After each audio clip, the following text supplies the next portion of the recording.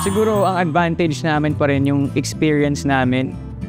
I cannot mention names, pero ang daming cast dito sa Stars on the Floor.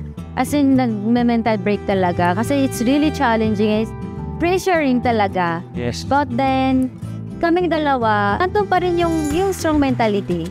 Like, parang we don't shake. We just go forward.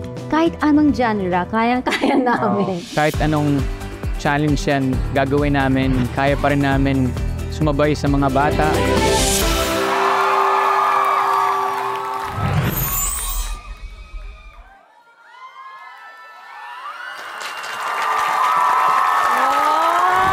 Naginip lang.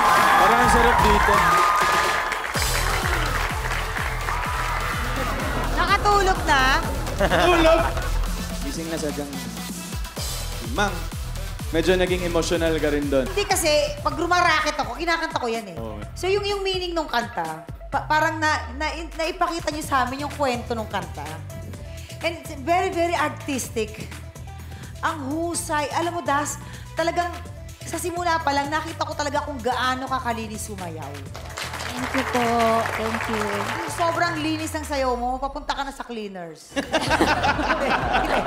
Alam mo, Papa Rod yun, in all fairness din naman talaga sa'yo, na ibabalik mo din naman talaga kung ano yung dapat ibigay doon sa kaduo mo. Hindi mo binibigo yung kaduo mo. Thank you, Mang. Yan. Well, Roger and Dasuri, tinayo nyo talaga yung bandila ng mga millennials. Let's go! At alam nyo, dito sa performance nyo, pinatunayan nyo na hindi lang katawan ang ginagamit sa pagsasayaw, pati puso. At kitang-kita namin yun dahil dalang-dala kami dito. So congratulations. Thank you, Ate Han. Thank you. Thank you po. Coach! Gusto ko iuwi yung higaan. Alin? Oo nga, ako din eh. Pag umuwi ako, bangon naman agad eh. So, Nakatagit.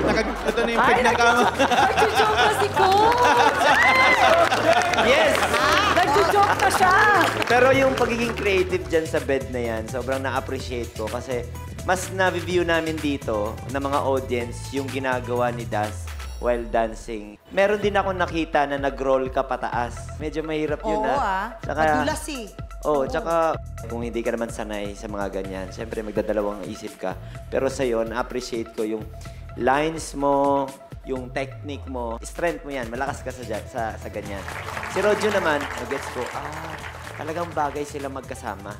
Kasi mas lumabas yung skills din ni Das eh. Nung nilift siya, yung lines niya habang nililift siya, nagsasalita eh. Para sa akin, kayong dalawa, match na match sa performance mo.